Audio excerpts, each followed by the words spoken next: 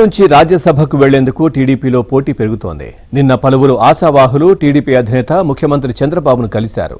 తమకు అవకాశం ఇవ్వాలని కోరారు. రాష్ట్రం నుంచి ఖాళీ అవుతున్న 4 రాజ్యసభ స్థానాలకు ఇవాళ నోటిఫికేషన్ విడుదల కానుంది. శనివారం చంద్రబాబు టీడీపీ కేంద్ర కార్యాలయానికి వచ్చారు.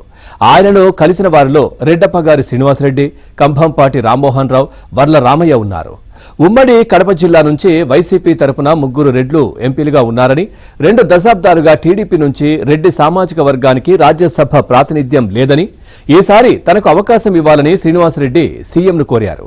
ఎస్సీ సామాజిక వర్గం నుంచి తన అభ్యర్థిత్వాన్ని పరిశీలించాలని వర్ల రామయ్య, సీనియర్ నేతగా టీడీపీ ఆవిర్భావం నుంచి పార్టీకి సేవ చేస్తున్న వ్యక్తిగా తన అభ్యర్థిత్వాన్ని పరిశీలించాలని కంభంపాటి రామ్మోహన్ రావు చంద్రబాబును కోరారు.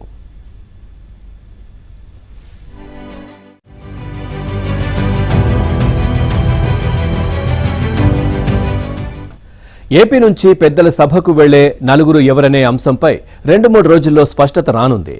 4 స్థానాల్లో ఒకటి జనసేనకు ఇవ్వడం ఖాయం, మరొకటి బీజేపీకి ఇస్తారని తొలుత భావించినా ఈసారి టీడీపీలో ఒత్తిడి ఎక్కువగా ఉన్నందున ఆ స్థానము తామే తీసుకునేలా బీజేపీని ఒప్పించనున్నట్లు సమాచారం.